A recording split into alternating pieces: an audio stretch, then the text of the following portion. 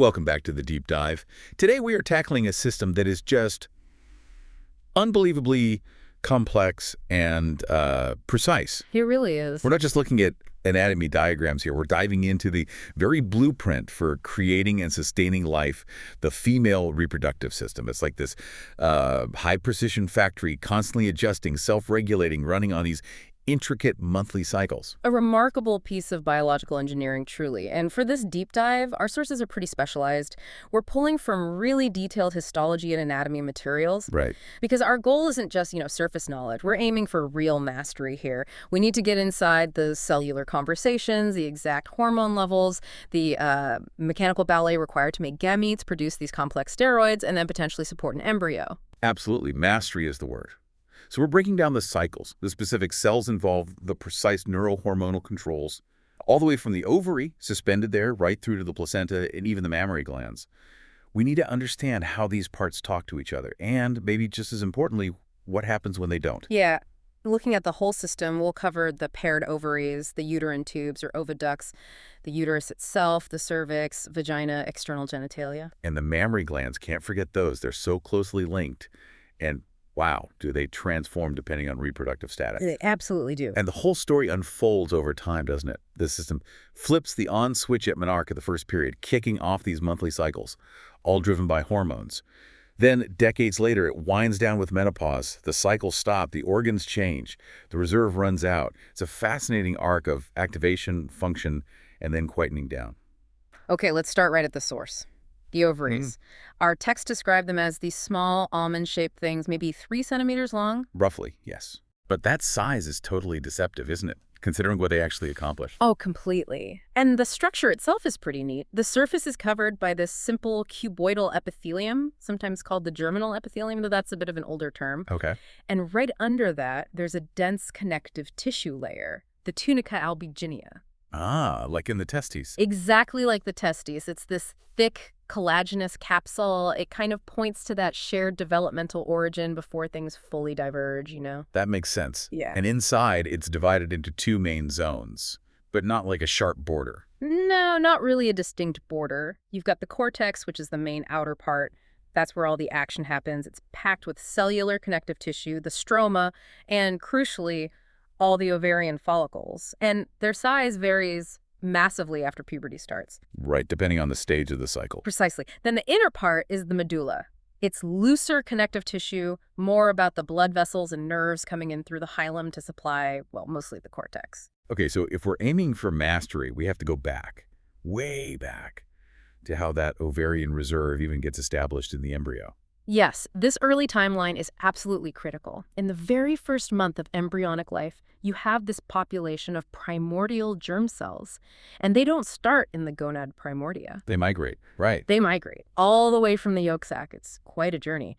Once they arrive, they're called oogonia, and then they start dividing like crazy, rapid, synchronized mitosis. And the way they divide is interesting too, that incomplete cytokinesis. Exactly. That's how they build up numbers so fast. The divisions aren't fully complete, so the millions of oogonia end up connected by these cytoplasmic bridges. It allows for synchronization. But this massive proliferation phase is short-lived. It completely stops around 11 or 12 weeks of gestation. So the factory making the initial stock shuts down incredibly early. Pretty much. And then almost immediately they hit pause. A really, really long pause. The meiotic arrest. Right. These clustered oogonia enter the long prophys of meiosis I, and then they just stop, arrested. These arrested cells are now called primary oocytes. And to become the functional unit, each one gets surrounded by a single layer of flat support cells, the follicular cells. That whole package is the non-growing primordial follicle. Wow. So every potential egg a person will ever have is already formed and paused in these tiny follicles, basically before birth. But then comes this massive die-off, this atresia. It's huge. The great culling, as you called it. Most of those millions of oogonia just undergo apoptosis, programmed cell death. The numbers are kind of mind-boggling. At birth, maybe 680,000 follicles are left. Still sounds like a lot. It does, but by the time puberty hits and cycles start, it's down to about 460,000. And that loss is happening constantly, right? Even before cycles begin? Constantly. And think about it, over a whole reproductive lifetime, maybe 30, 35 years, only around 450 oocytes actually get ovulated. All the rest, hundreds of thousands, just degenerate through atresia. So understanding that constant loss is key to the whole idea of the ovarian reserve and, eventually, why menopause happens. Exactly. It's this paradox: massive overproduction followed by massive programmed loss. Okay, so we shift gears now from that dormant primordial state to the dynamic growth phase. The primordial follicle is tiny 25-micron oocyte, stuck in prophase I, single layer of flat cells. What kicks it into gear? Hormones, specifically FSH, follicle-stimulating hormone from the pituitary gland. After puberty, each month, FSH basically taps a small group of these primordial follicles on the shoulder and tells them, okay, time to start growing. And that initial growth starts, but it takes a while before it's part of that month's cycle, right? Right. The very initial stages of growth seem to be independent of the monthly cycle for maybe a few months, but it gets that cohort moving, setting the stage for one eventually becoming dominant. During this growth spurt, the oocyte itself changes dramatically. What's happening inside the cell? It's gearing up. The oocyte balloons in size up to maybe 120 micrometers. The nucleus gets bigger, you see loads more mitochondria evenly spread out, and just tons of rough endoplasmic reticulum, the RER. RER means protein synthesis, right? Preparing for, well, potentially supporting a zygote. Exactly. High metabolic activity, getting ready for massive protein production. And alongside that, you get the formation of cortical granules. Ah, yes. What are these granules for, specifically? They're little packets of enzymes, proteases, sitting just under the oocyte's surface membrane. They're absolutely critical. They're the defense mechanism against polyspermy, making sure only one sperm gets in. Okay. As the oocyte is growing, those surrounding follicular cells are changing too. That gets us to the primary follicle stage. Right. First, those flat cells plump up into a simple cuboidal layer, that's the unilaminar primary follicle. Then they start dividing rapidly, proliferating into multiple layers, forming what's called the granulosa. The cells are now granulosa cells. And they talk to each other. Yeah, lots of gap junctions connecting them, coordinating everything. And this is key for mastery. The granulosa layer itself is avascular, no blood vessels. It's separated from the surrounding tissue by a thick basement membrane. Think of it like a blood follicle barrier. Okay, a vascular granulosa.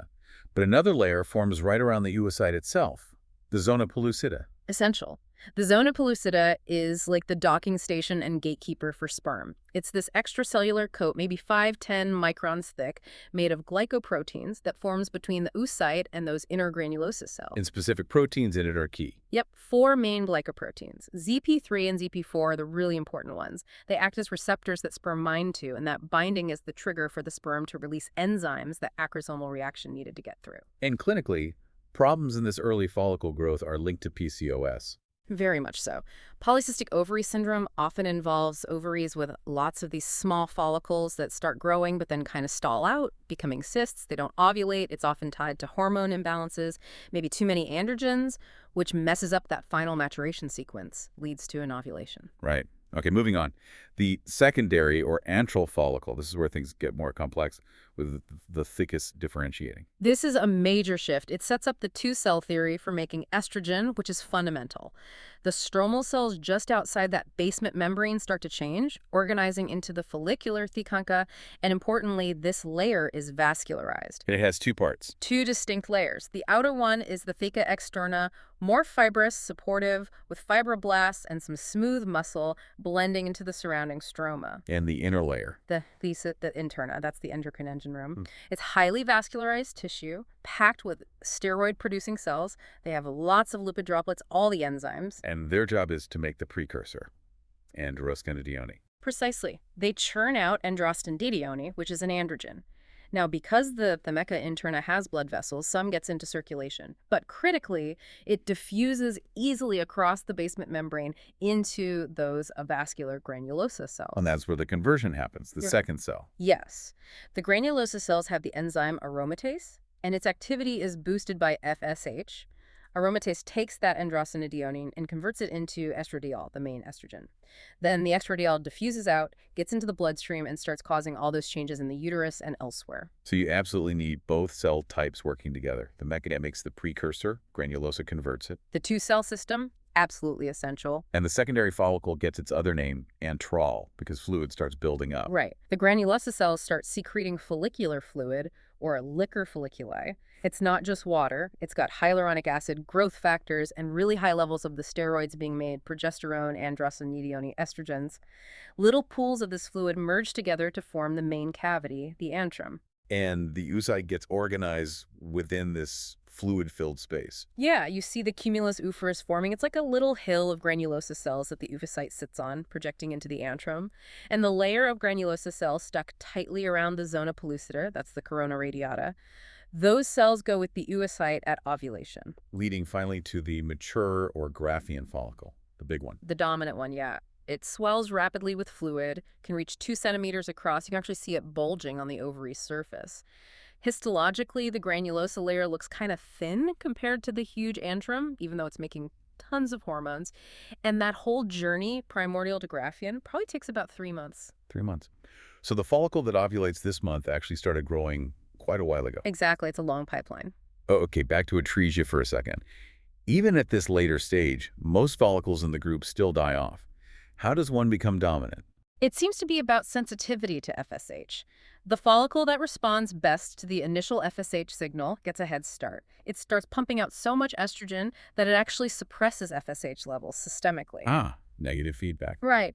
But the other follicles in the cohort still need high FSH to keep going. So when FSH drops, they falter and undergo atresia.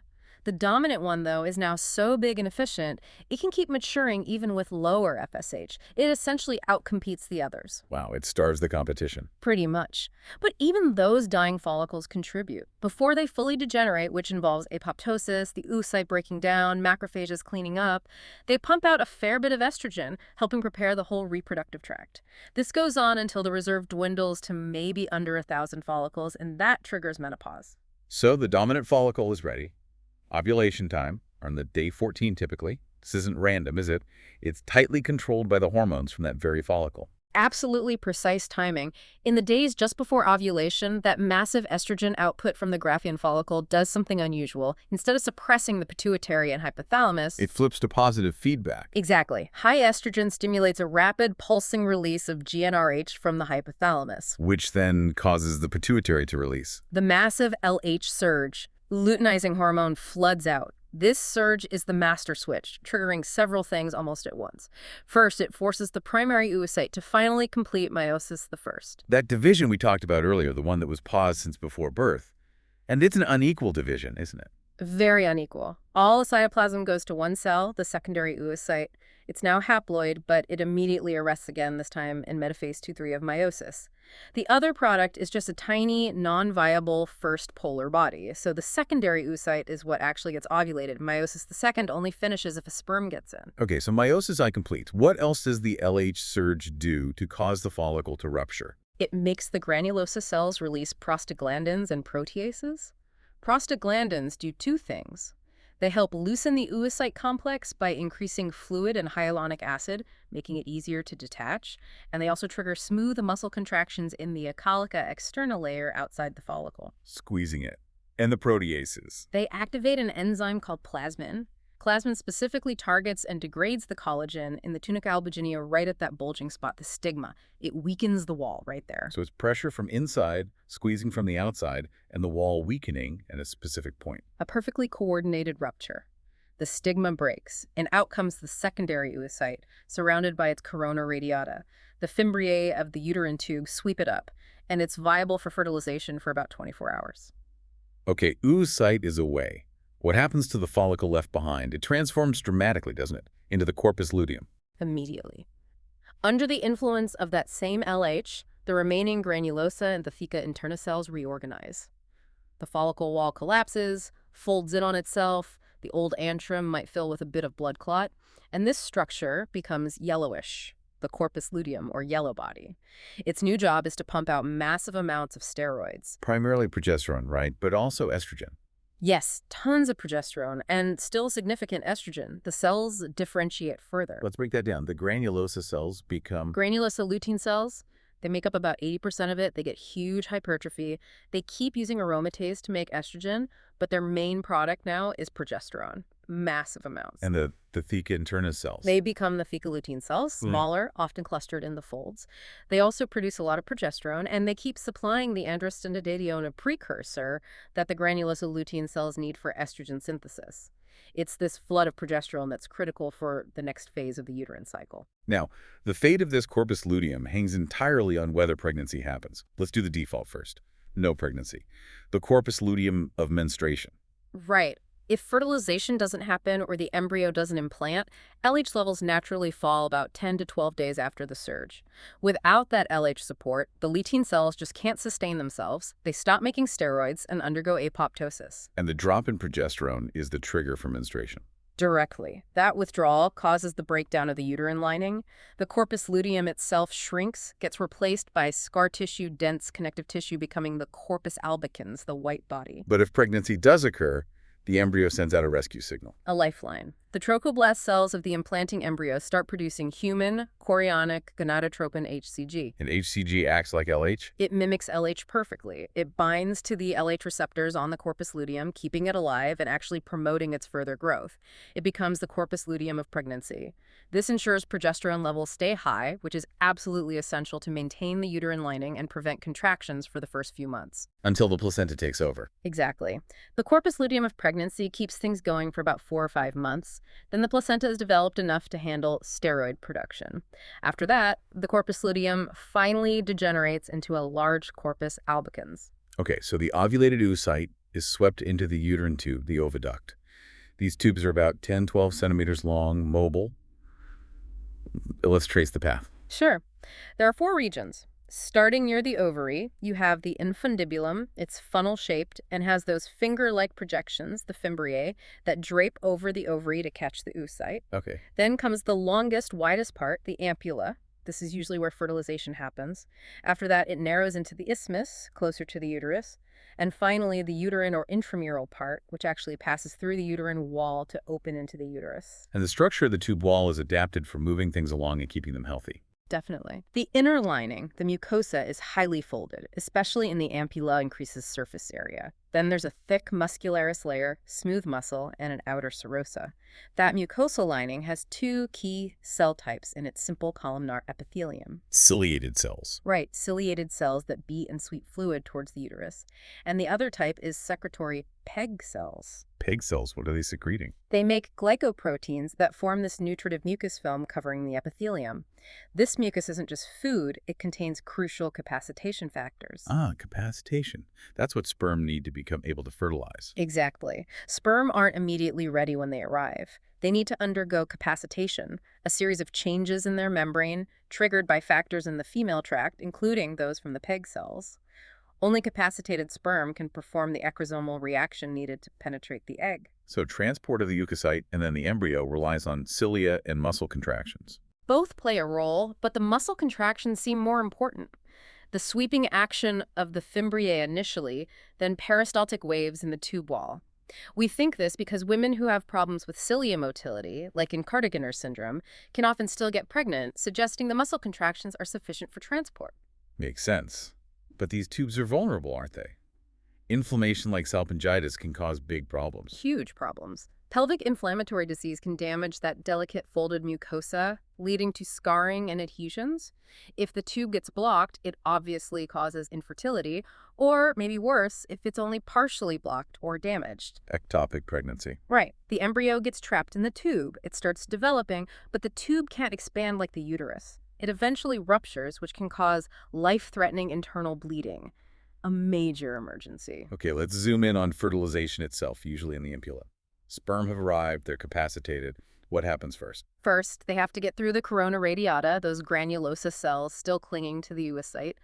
This triggers the acrosomal reaction in the sperm. What's that involve? The cap on the sperm head, the acrosome, fuses with the sperm membrane, releasing enzymes like hyaluronidase. This enzyme helps digest the matrix, holding the corona radiata cells together, allowing the sperm to push through towards the zona pellucida. Then they hit the zona pellucida.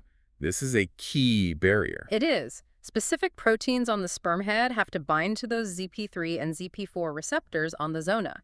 This binding is the signal that activates another enzyme stored in the acrosome, orchessin. Acrosine is a protease that lets the sperm digest a little tunnel through the zona pellucida. And then, the first sperm makes it through and fuses with the oocyte's own plasma membrane. That triggers the immediate block to others, the cortical reaction.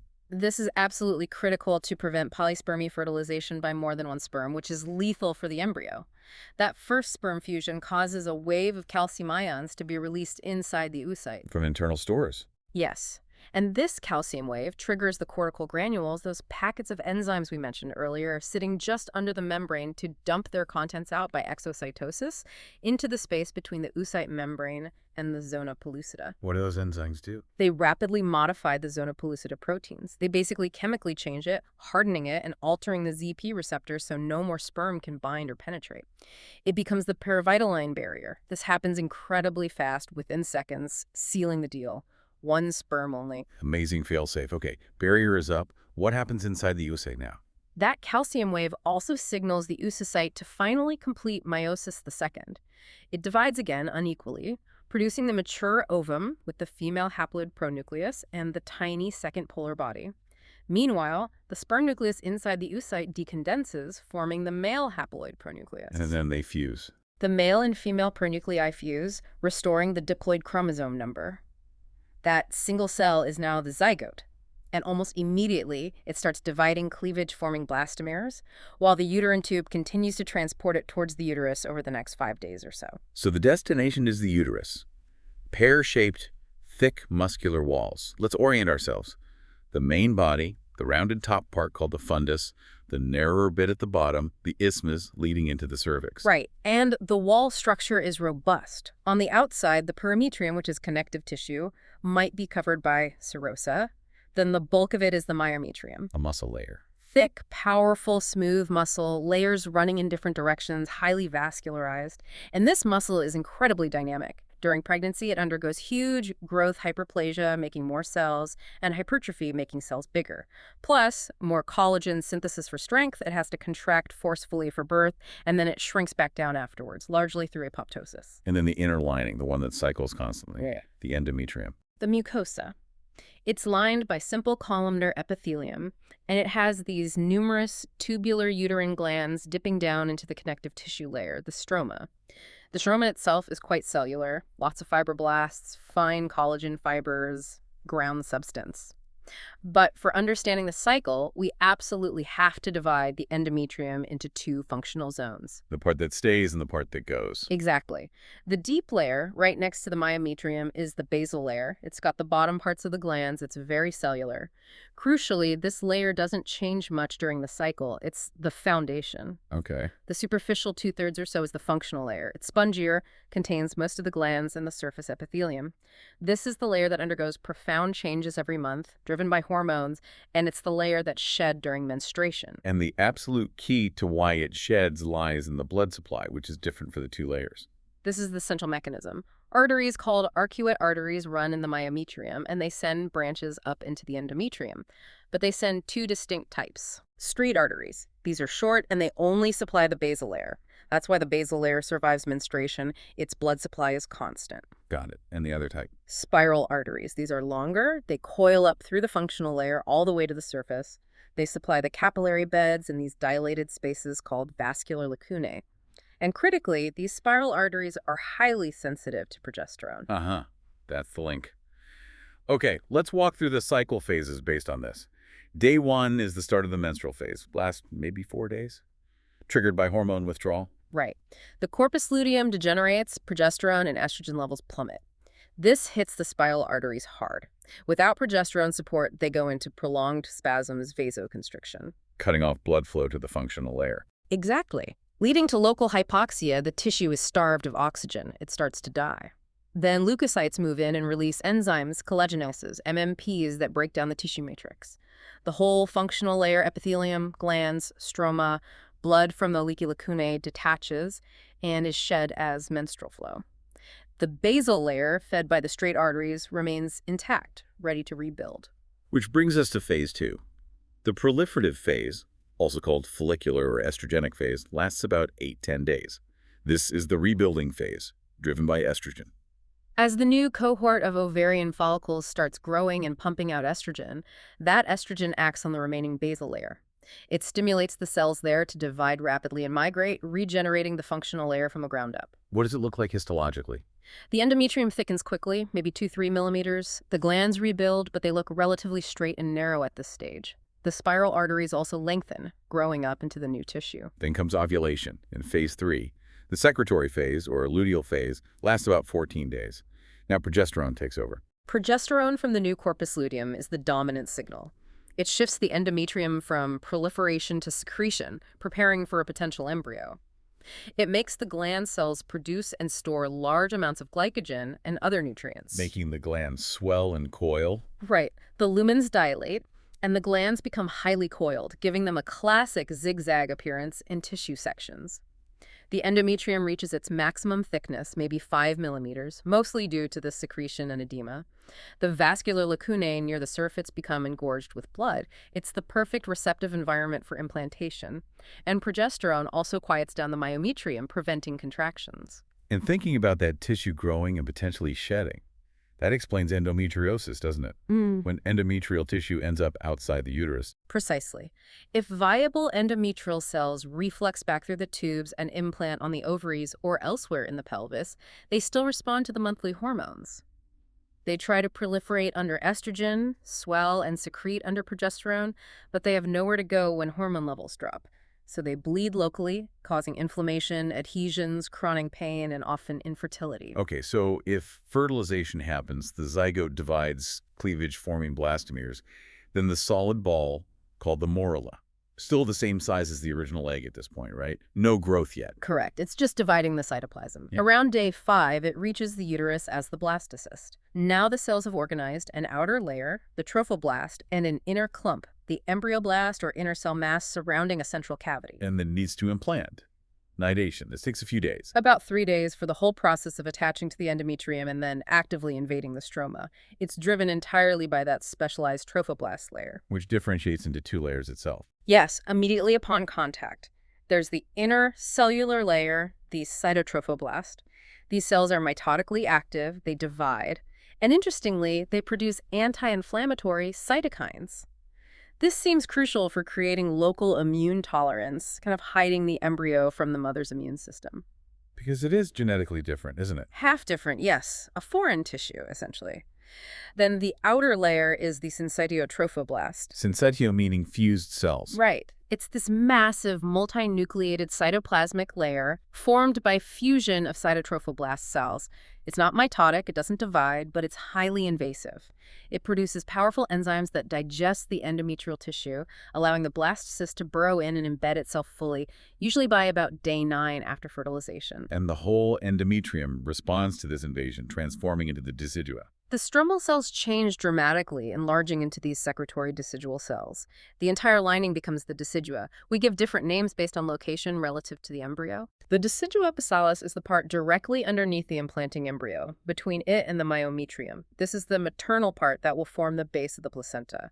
The decidua capsularis is the layer covering the embryo, bulging into the uterine cavity. It gets stretched thin as the fetus grows.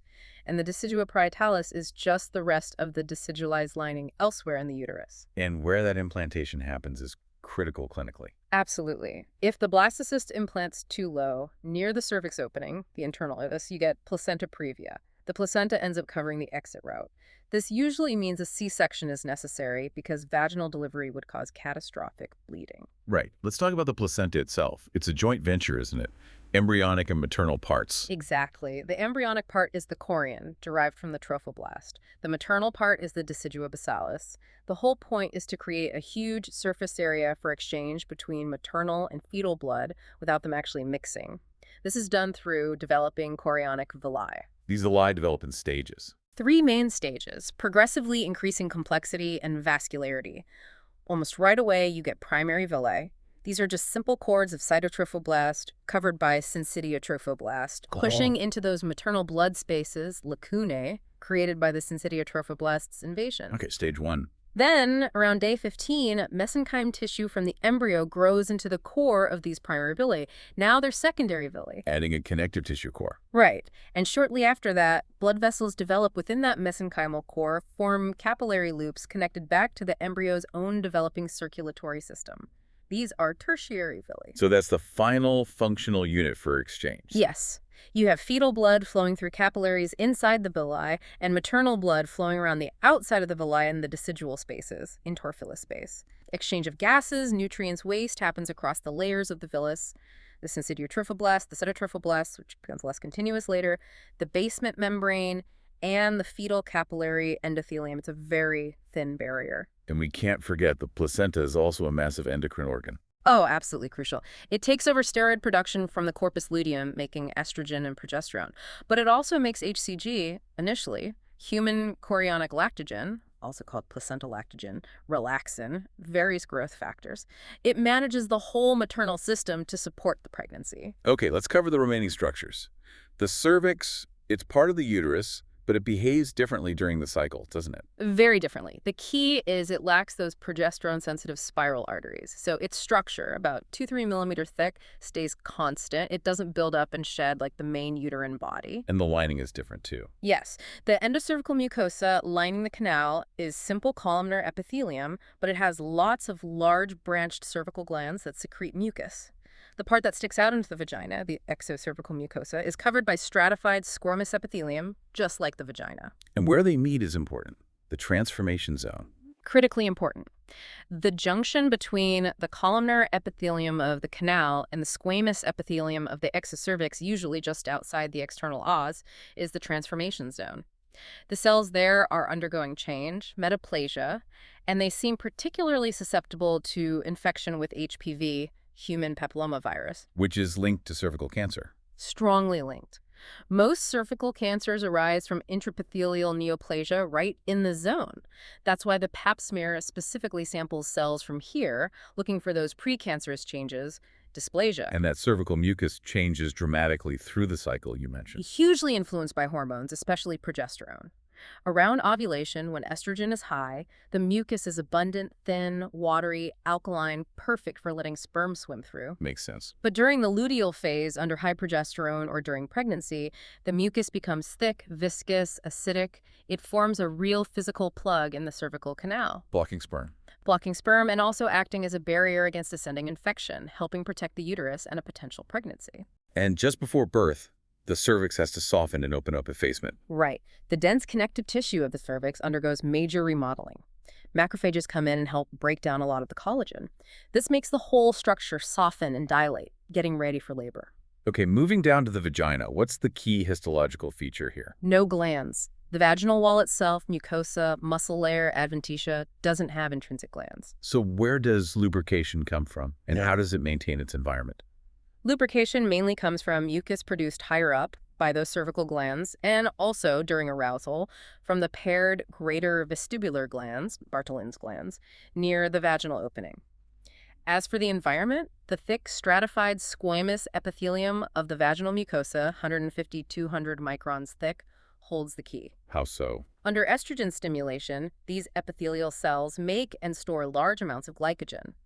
When the cells naturally shed into the vaginal lumen, resident bacteria, mainly lactobacilli, metabolize this glycogen. Into lactic acid.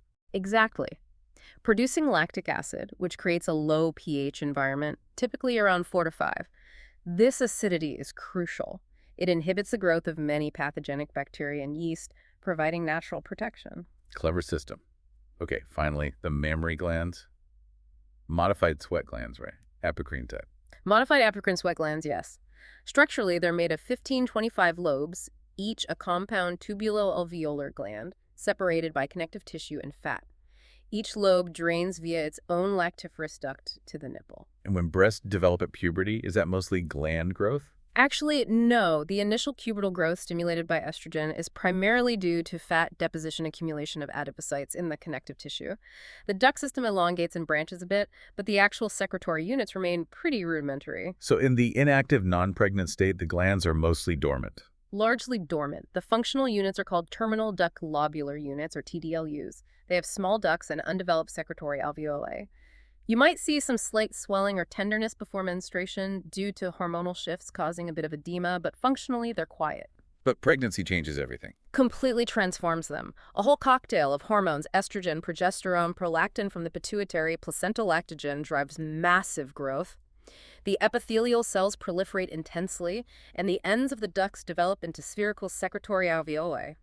The glandular tissue expands massively, while the connective tissue and fat become much less prominent. And late in pregnancy, they start producing colostrum. Yes, the alveoli start accumulating colostrum. It's a yellowish fluid, different from mature milk. It's lower in fat, but very rich in protein and, importantly, immune factors. Like antibodies. Loads of antibodies, especially IgA. Plasma cells in the connective tissue around the alveoli produce IgA, which is then actively transported into the colostrum. When the baby drinks colostrum, these antibodies provide passive acquired immunity, protecting their gut and respiratory tract in the first crucial weeks. Then, after birth, prolactin drives active lactation. How is the milk itself actually secreted? There are two mechanisms. Two distinct ways the components get out of the alveolar cells. Proteins like caseins, lactoferrin are synthesized, packaged into vesicles in the Golgi, and released by standard Maricrin secretion, which is just exocytosis. Okay. And the fat. Milk fat is different. Lipid droplets form and grow in the cytoplasm. They then move to the apical surface and bud off, taking a piece of the cell membrane with them. That's apocrine secretion. The third major component, lactose, milk sugar, is made in the Golgi and pulls water and calcium into the lumen osmotically. And getting the milk out involves another hormone, oxytocin. A milk ejection reflex, yeah. Suckling stimulates sensory nerves that signal the posterior pituitary to release oxytocin. Oxytocin travels to the breast and causes contraction of smooth muscle cells around the larger ducts and sinuses, but critically, it also causes contraction of the specialized myoepithelial cells that wrap around the alveoli themselves. Squeezing the milk out. Exactly, squeezing the milk from the alveoli into the duct system so the baby can get it. Then, when weaning happens, the whole system dismantles itself. Rapidly, post-lactational regression. Most of the alveoli degenerate through apoptosis and autophagy. Macrophages clean up the debris, the duct system shrinks back down, and the connective tissue and fat become prominent again. The gland returns to the inactive state. And just a clinical note, most breast cancers arise from the epithelial cells of those TDLUs, often called invasive ductal carcinoma. #OTRO. So pulling it all together, what does this incredibly detailed journey tell us? We've seen the pituitary controlling the ovary controlling the uterus. And the uterus facilitating implantation, which then feeds back via HCG to keep the whole cycle going for pregnancy. I think the mastery really comes from appreciating the constant, minute-by-minute responsiveness of these cells to fluctuating hormone levels. Right, like the NACA cells making precursors, the granulosa cells needing FSH for aromatase. And especially that unique vulnerability of the endometrial functional layer, those spiral arteries being totally dependent on progesterone for survival. The whole system is built on this potential for programmed breakdown and rapid rebuilding. That distinction between the basal layer, the survivor, and the functional layer, the sacrificial part, is just fundamental, isn't it? The vascular supply dictates everything. It really does. It's a cycle predicated on the assumption of failure, the failure to implant leading to destruction, followed by guaranteed renewal from the basal layer. Okay, so final thought. Yeah. Building on that idea of risk and interaction, we talked about implantation, how the syncytiotrophoblast is incredibly invasive, digesting maternal tissue. It's essentially a foreign graft, isn't it? Genetically distinct. It absolutely is. So think about this. How incredibly crucial must it be that the cytotrophoblast, that inner layer, immediately starts pumping out those anti-inflammatory signals right from the moment of contact? Is that what prevents the mother's immune system from just seeing this highly invasive foreign tissue and launching an all-out attack, rejecting the pregnancy before it even properly begins? It seems like this silent, immediate immune diplomacy is just as critical as the physical invasion itself, something to really ponder.